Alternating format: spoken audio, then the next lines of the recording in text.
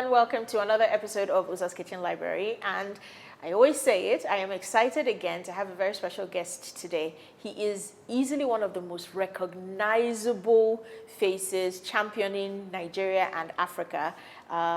People know him as Adebola Lagos, but his name is Adebola WIliams. He's the red cap guy. So I'm very excited to have a conversation with him because I have a lot of questions I'm very curious about. Welcome. Thank you.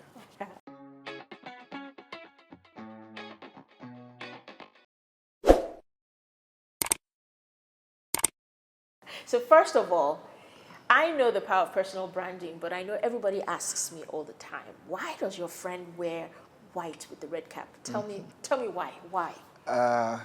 It came from simply probably just living what I preach. Okay. I think in 2014, 2015, I realized that I had stepped into a new phase of Adebola WIliams. Because in every one of us, there's an evolution that comes to us at every point in time. Sometimes every 3 years, sometimes every 5 years, where we step into a new stage. A new season. A new season. And so I felt as though I was in a new season. And in that season, I had a bit more attention. And I had to ask myself what I wanted to do with that attention. And one of the things I wanted to do with the attention was to carry Nigeria in my physical identity. I was getting invited to stages and platforms, global platforms. And I've always struggled over the years with people thinking Nigeria negatively, which was why myself and Chude and Emilia founded the Future Awards and Younger Nigerian and The Guardian and Rubbing Minds, always creating media platforms and convergence platforms that change the narrative and perception about young people, about Nigeria, about Africa. And so I thought to myself, I'd like to go everywhere and be my best self. But when I finish, as they're giving me that applause, that standing ovation, whatever it is, I want them to not mistake my identity. I want them to be able to say, oh, he's from Nigeria, that country where we hear whatever it is that you hear, this is also a version of that country. And so they realize that just like the US, just like the UK, just like any country in the world, you have the good, the bad, and the ugly. Right. And in doing that in 2014, 2015, by 2016, I thought, you know what, how about a color? And I thought, okay, color, but what color? And I said, okay, well, the company is called Red, which is a company I founded with my partners, and it's 19 this year. Oh, wow. And I thought, the company is called Red, how about you do have a red cap? Since you want to look Nigerian, and so the cap, I always wore the cap. Right. The way I break it down is when they show up in a place wearing formal, I tell them this is my shirt, this is my pants, this is my tie, and then the agbada is my jacket. Right. So I always wear the tie to complete my dressing. Right. So I thought, okay, a red cap, and I tried red and black, but I thought it was sort of too loud.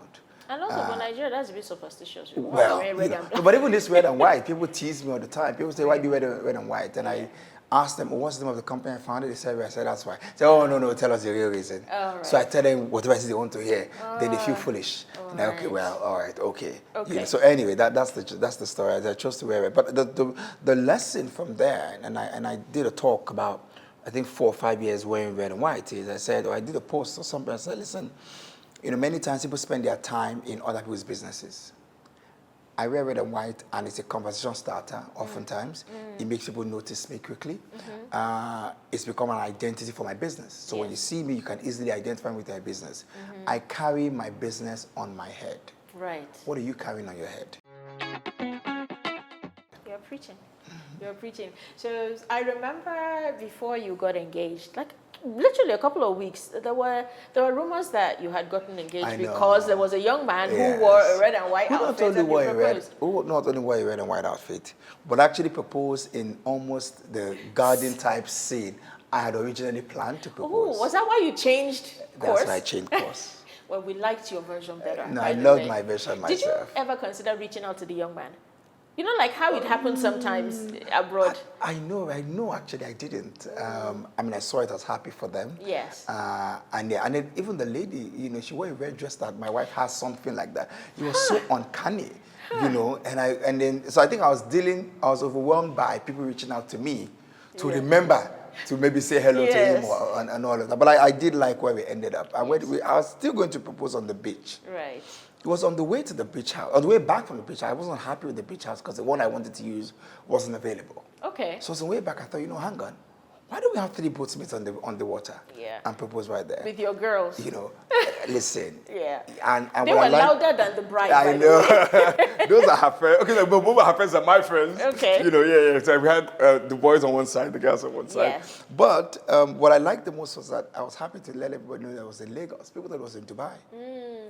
People just thought, Because that was the Dubai Marina. Yes. So, Right. and that's what makes me happy. The fact that I can do things in Lagos, in Nigeria, that gives the feeling that people know you can actually get quality things done in Nigeria. Yeah.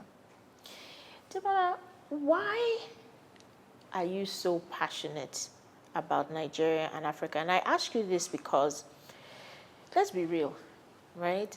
Sometimes I tell my friends that Nigeria treats us like we're in an abusive relationship. Those relationships where you can't leave, the man or the woman. You're stuck together. And even when you are giddy and say you're going away, there's a pull. So Nigeria sort of has us in a chokehold. And I wonder, you breathe and live the positivity of Nigeria and now Africa. Why? I think because every one of us must choose what side of history we want to be on. I think because every one of us has an opportunity to change the course of nations, of communities, of spaces, small, big, and right the wrongs. I think that every one of us have been put on this earth to do something against all odds. I've chosen Nigeria as one of my passions, one of my causes. Somebody else has chosen climate change. Somebody else has chosen children, gender, technology. I say to people, if we put into Nigeria the excellence we put in trying to survive and create something for our own selves, Nigeria will be better. People complain all the time about Nigeria. Oh, you vote in an election, doesn't go how you want it to go, and then you resign. Or you try to do something, doesn't go well. But I say to you, if you went to 30 job interviews and you got to know, you continue to go. You starch that shirt, you iron that skirt, and you try to go. You try to fight for your own future. And so I've somehow made Nigeria part of my future. I think that Nigeria and our countries and the continent is a place where we're truly number one. I don't know how you feel when you're walking on the streets of New York or Atlanta, where as a black man, just being black, you're armed. Every black man, your color is an ammunition. You can be gunned down any time in the US. You are a target, an endangered species. I know we have our issues here too in Nigeria. It's definitely not as much as there in terms of the safety you feel walking on the street with police, engagement. The highest amount of gun knives every month is in the UK. It's not in Nigeria. Yes. So there are dangers all around the world. The thing is that nations have just been able to tell their stories and sell the parts of innovation and invention. I know that Nigeria can give us a lot more. I accept, I admit, I know that. But I also know that the men who built America wasn't just government. They were a group of businessmen who came together and said, we want to change the course of our nation.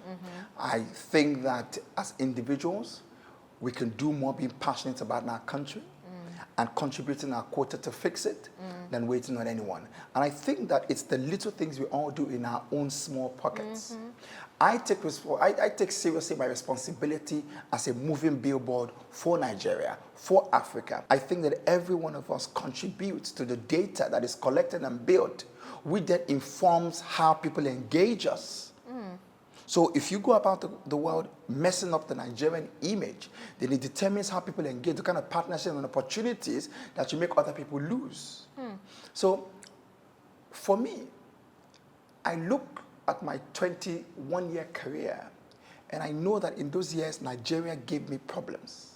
And I turned many of those problems into solutions that gave me opportunities and platforms that have prepared me to today because I chose to put my hand on the plow and work it until something came out. Hit this rock until water comes out.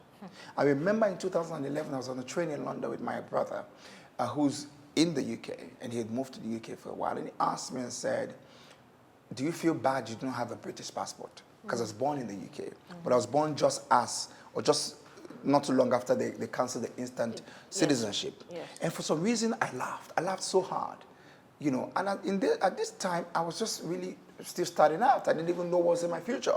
But I said, no, I don't want to be stuck here without no papers, washing dead bodies, cleaning toilets, being trapped here because of walking trains and running tap water and electricity. No, I'd rather be in Nigeria and build brick by brick my life on my own terms.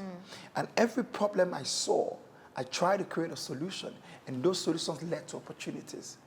Nigeria, Africa is a startup. And you and I know what we do in startups. You put your heart in it, you put your hand in it, you continue until something comes out of it. So if every one of us takes all the problems we have in Nigeria, on the continent, and put our hand in our heart, like many have done, like the Bengas and the Inyis and several people have done to create opportunities. Suddenly, they said young people couldn't build banks. Why? Because they raised the share capital, how much you needed, you know, and the amount of experience. No problem. But who owns the new generation banks? It's young people. It's Flutterwave, it's Kuda, it's Piggyvest, you know. And so there are opportunities. You just need to see the problems. There are so many people who are still unbanked. If government is not going to bank them, create a platform, bank them. You're solving a problem, but at the same time, you're creating an opportunity for yourself. There are many gateway problems, many tech problems that people can pick up and solve in our countries or that we've solved in Nigeria that you can take to other African countries. Last year, I founded a company called Meter Center. And the job of the Meter Center is taking the Nigerian model, taking our access to the global community, Hollywood and so on and so forth, to help accelerate the creative economy in other countries in Africa. In 2022 alone, Afrobeat was streamed 13 million times. Sorry, 13 billion times. Afrobeat was streamed 13 billion times in 2022 on Spotify alone. That is revenue for the continent. But who's making all that money? Because if the worth of the entire creative economy space is $3 trillion, and Africa is barely making 580 something billion. You know, I need to check that if it's 558 billion or 584 million. I need to double check that stats again. If that's all we're making, then where is the gap? Because if you don't create more stars, if you don't create the pipeline for more people, you know, you cannot. You know, if the demand, if the supply doesn't meet the demand, somebody else in the globe will create that demand, will create that supply, meet the demand, and take the revenue. And then what will happen is we'll have another type of slavery. Because many years ago, they took our cocoa, our oil, of course in connivance with our leaders, and sold it for cheap. And in some cases, not connivance, but even with force, and sold it for cheap. Now the creative economy might be under attack, where we create the cultural capital, but the money doesn't come yet again. Why? Because they have systems and structures which we need to build. And someone's got to build it. And that's why I'm passionate about Nigeria. I'm passionate about Africa because all of us must find these problems and create the solutions to block that hole that continues to bleed our resources and doesn't give us enough finance to build the kind of future we want to build for our children and our grandchildren. I think that, first of all, two things. This is not even on my list of questions to ask you, but it has just come up. But let me get to that part secondly. I think you have stoked my, you know, I studied law, I have an MBA, I worked in management consulting. The conversation about the unbanked, I think, is one that we tackled a long time ago. And for me, a big problem I see is education. And the reason I say that, and when people say education, sometimes they just think it's a curriculum. But a lot of our young people may be talented, but talented people, creative people don't necessarily make the best business people.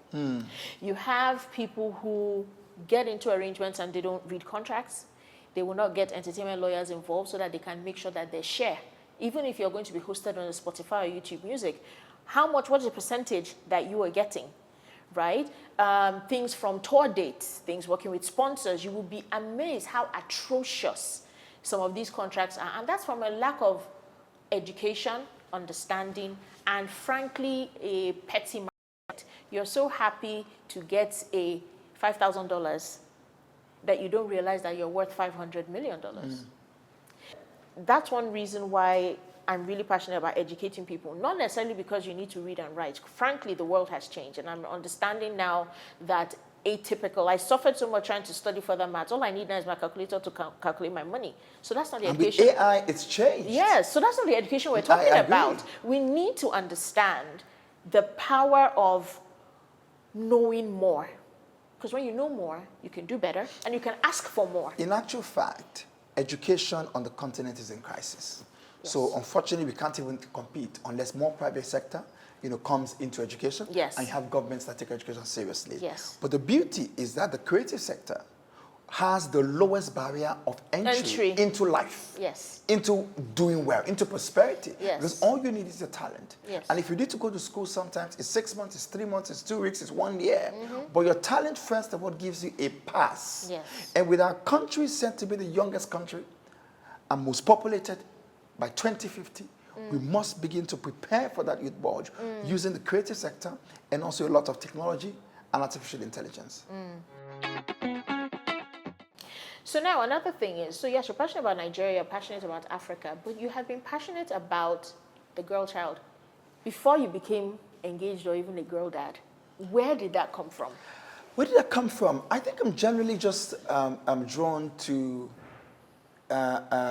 having a balanced society, drawn to having a society that does well. I think that for society to do well, everyone needs to get a fair chance. I have my daughter now, and I'm even much more aware and concerned about the unfair state of the world for women. I see videos now and they trigger me. I see things and these were not the reasons why I was doing that before, but I was doing it because I just believe that we need to be in a fair world. And, we, even as human beings, even as a nation, we're fighting with one hand behind us for every time we do not create equality for all our children. How does it sound that they say to a woman, we start counting, you say, who has 11 daughters? We start counting from the first male child. Yeah. How does that even make sense? And the fact that that's even coming from a woman to another woman. Yeah. It's worrying. It's worrying. But it goes back to what we're saying about knowledge. About knowledge. About knowledge. And so we need to do better. Yeah. So for me, it's simply about creating a fair world. And I also think that the part of why I wrote that book was that I think African Power Girls. African Power Girls. I wrote that book, African Power Girls, because I think that there's a generation that is not benefiting from the gift of history. History is a gift that gives you a clear sense that I've come from somewhere. History is a gift that gives you a clear sense that I've come from somewhere, that I know who I am. And the lack of history means that lions, or children of lions, begin to behave like cats. So they are mewing instead of roaring. They are walking into rooms sneakily instead of walking into majestically because they fail to know who they are. And I wrote the book because my goddaughters at the time, I had 2 of them out of 3 who were based abroad. And I know what they faced with racism. And how people talk down at black people from their hair to their color, young black girls. And I wanted them to read stories about women from their continent who did not need anyone's permission to be great. I wanted them to know when next another girl looks at them and say, oh, you're black and you're rubbish. To know that, no, I am a queen from where I come from. We're professors. We're pilots. We're women who create magic out of nothing. In that sense of self, that boost will help them see them through all of that, but also then inspire them to create. And finally, when you don't tell stories, you might limit your aspiration. In writing this book, I realized that while we were excited about women being chairmen of banks, I realized it wasn't new. To many of us who just said, oh, banks are making women chairmen, Access Bank, GT Bank, First Bank, and it seemed like a big deal to us. But before now bank had a female chair. There were banks who had, in my research, I found out. What that meant was that because we haven't read history, we lowered our standard and thought being a chair of a bank was good enough. Whereas what hadn't been done was we haven't had a healthy amount of women owning banks. Yeah, exactly. Not just being figureheads. No. That could be removed tenured. Owning banks, building banks from ground up and owning banks just like the men. But if you do not read history, if you do not know what has been done, you will think that the best thing is sliced by, oh, my brother, my sister. It's been done before. If you know, then knowing means that you're inspired. It's okay, this was the path that led them here. How do I now take it from here to the next level? Okay. So this is, when you were talking, it triggered me that there has to be something in your background because, yes, you started working and you saw all of these problems, but Adebola, there is something or a combination of factors that have made you who you are, this force. I want, and I don't think a lot of people, I don't know if they've ever asked you, but I'm genuinely curious. Tell me a little bit about your background. Because this isn't normal. Like, you can empower yourself, but there is a drive. There's a something that I think may come from your background. So tell us a There are little many bit. parts of that, if we start, we can't finish. But I'll tell you that as little as 9, I think that's when I'll be most conscious. To say when I was as little as 9, I go back to when I was 5. My sister would say to me that I always said I was going to be a pastor. Yes. I can see it. Yeah, she always said that I'll tell everyone I was going to be a pastor. But I go back to when I was 9. I remember that I was always very concerned about the common good. So I always thought that I had a responsibility to go and complain about something that was happening to a group of us. And I always remember that I always preferred that if 2 of us were in the wrong, I'll say, you go, let me go, let me get punished. There's no point both of us getting punished. One person can start, because if we both report, we'll both get punished. What is the point? One person can get punished, one person can, So those were the kind of character traits I remember having when I was a little boy. And that sort of has kept me all through, because in my journey as a young person who had to deal with the judgment and prejudice of being young, therefore incapacitated because I was young, therefore untrustworthy, therefore irresponsible, I had the responsibility to turn that around. And in that journey, it wasn't just going to be about myself. It was going to be about the collective. And that's why, I remember my first company with Emilia, God rest her soul. It's called B&E Initiative. And what did we want to do? We wanted to tell stories that showed young people in the full light of their achievements. We wanted people to respect young people. We created a show on NTA called Youth Talk. We wanted young people to come and share their minds, because we believe that older people were talking at young people and not talking with, not trying to understand. So I've always been passionate about creating a voice and a channel for young people, not just to express themselves, to earn their respect and be given the positions of value, given that space to show their capacity and be rewarded for it. And that has extended onto women. And then maybe the other thing would be the fact that many women also helped me in my journey. I always say that women see you when you're a seed and pour into you to grow into a tree. Men see you when you're a tree and help you expand. Women also can help you expand, but women can see seeds. And that's why they are better nurturers. That's why they can take care of babies, because they know that this little child can become somebody. A man can just step on you as a seed and not care. When you're a tree, he's okay, there's something he has to bring to the table. All right, come, let's do business together. Okay. All right. So after fire branding, and after being the unofficial Nigerian and African ambassador, when you get home, what do you like to eat at the end of the day? What do I like to eat? I've gone through different phases. I remember there was a time I loved beans so much. I loved Really? Beans, yes, I loved beans. I still love beans, but not as much. The time I loved the goosey soup so much, not very much now. What I enjoy to eat from time to time is egusi jebu, which is the watery type egusi with no vegetables inside, and dry fish and all of that. But I think I still like amala. So every time I watch people criticizing amala and crucifying amala, that I didn't do anything to you people. Just leave amala alone. It's the best thing since sliced bread. I like a nice amala, swimming in begiri and ewedu with some very nice fried stew. And then the watery stew. It has to be the both. I don't want people to do amala and do one stew. No, it's 2 stews. There's a fried stew with oil, and there's the omiobe. Yes. You put inside, and you have to cut the meat in small chunks. It's easy to just carry with a spoon and so when I travel for a long time and I come back, when I travel 1 week, when I come back, amala is my go-to. So I guess amala will be my favorite food at the moment. So you're very diplomatic, and I see your posts when you travel, you take pictures or things or videos of food. You never say anything, but you just present it to us to draw our own conclusions. What is the most interesting meal that you have had on your travels? I don't remember most interesting. I'm sure there is, but I don't remember right now. But I know the best food experience I had, and I thought about it recently when I was in Abidjan. I realized that the best food experience I had was in Lamu in Kenya.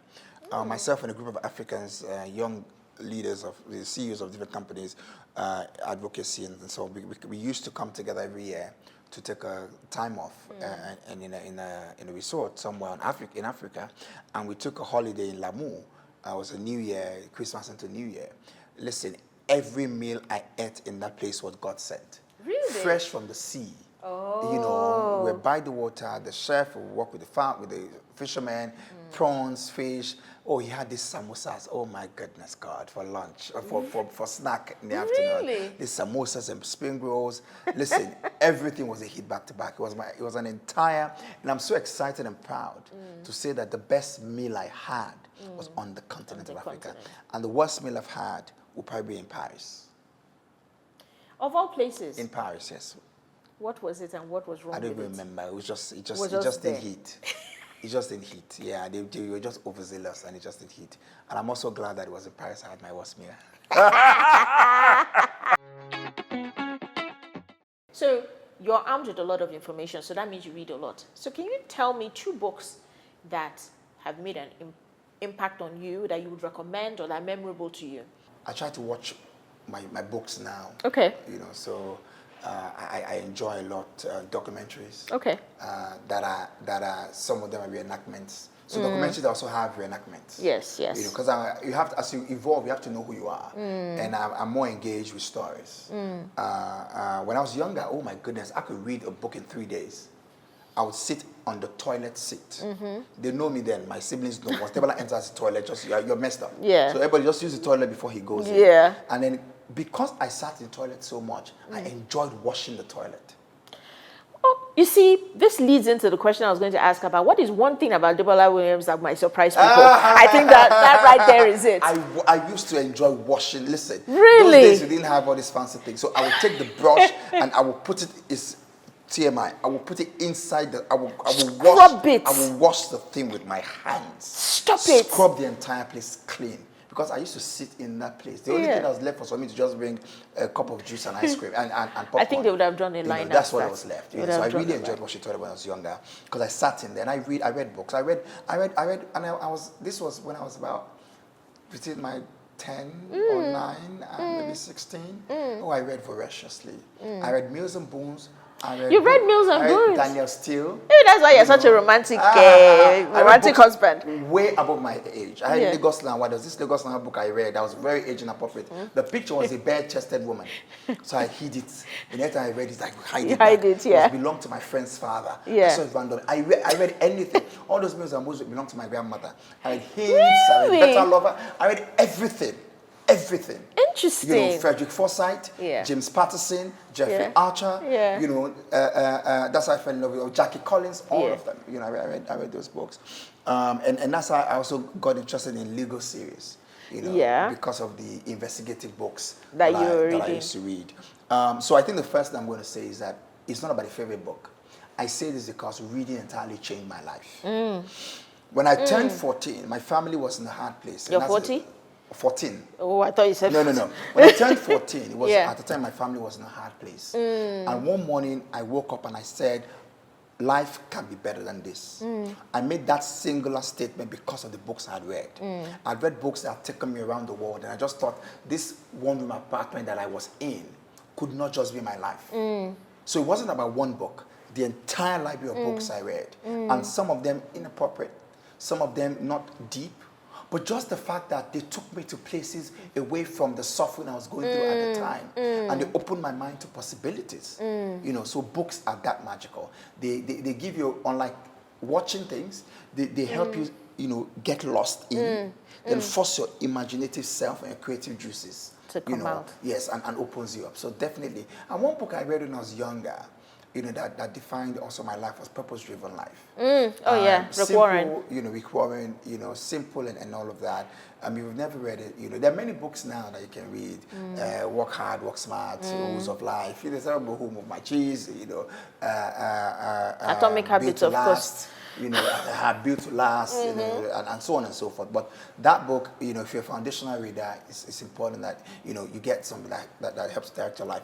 I think the final thing that I did wasn't a book, but it was that I had the opportunity to work with a psychologist. And we used to run assessments on people. And so I got the opportunity of having several assessments on myself without having to pay for it.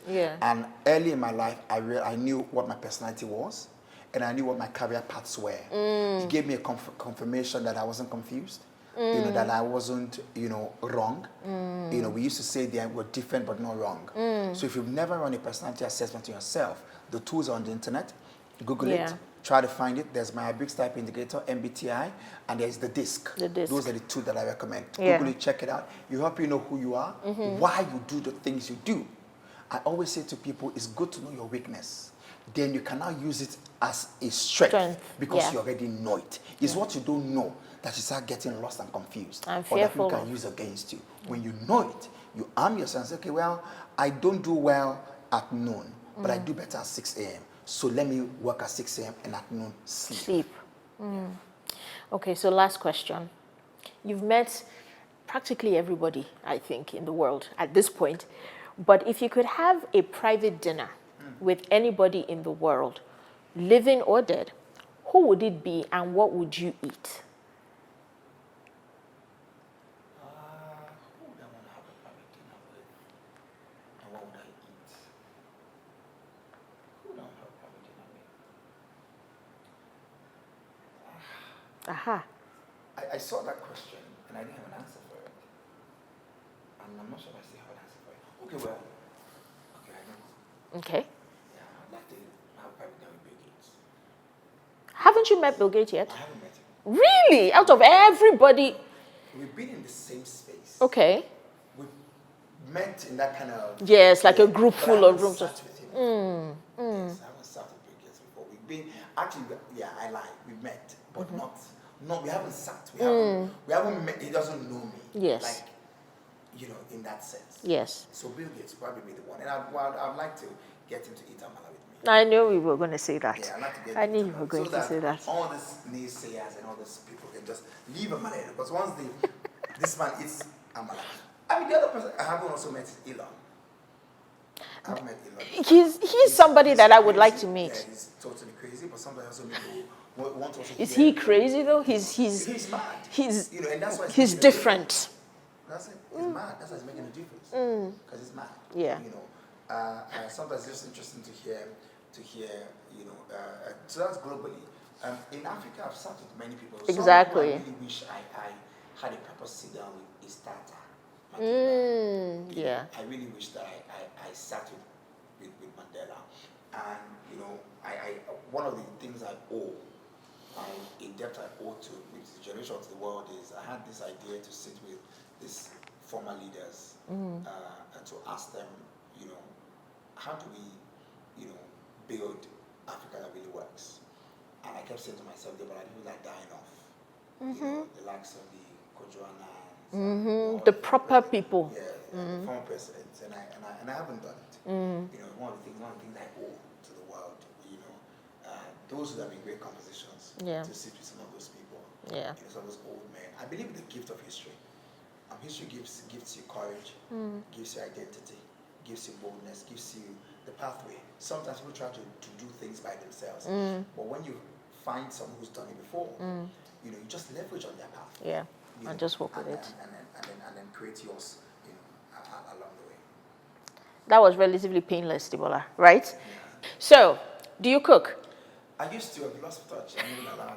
I have lost touch. Okay. But you know, my wife taught me a nice toast, eggs, and sausage recipe. Okay. And so I make a very good toast. I will take you up and be the judge of that. Yes. It's a very good toast with eggs and sausage. So I make a good breakfast at least. Okay. Yeah. All right. So I don't have a kitchen hack. Yes, kitchen hack. Now, kitchen based hack. on what she's teaching you. Instagram, TikTok, and YouTube menus are underrated. I live by those. You know, I have chefs who come to me and say, "Oh, your chef can cook so much." You don't know that I got all the menu and all the videos from TikTok. Really? Instagram mostly. Really? I save everything. Shout out Dario, a kitchen lover. Shout out to many of those people who cook. You know, I save their videos, send it to my chef. I say, go forth and conquer. Yeah. I love it. All right. So we have a little gift for you. I don't have an international passport for you or a diplomatic passport, but just a little something to say thank you. I hope your chinchin is inside. Yes, yeah, chinchin is inside. Inside? Yes. Legendary. So, Legendary food love, yes. Thank you so much, Adebola, for taking time out. This was like a flying interview, and so I'm so glad you made time. I've been up since 6 a.m. today. You know you're a strong man. You can do it. But thank you so much for tuning in. Yeah, while he's looking for the chin chin, thank you so much for tuning in, and I look forward to having another interesting, nourishing conversation on the next episode of Uzo's Kitchen Library.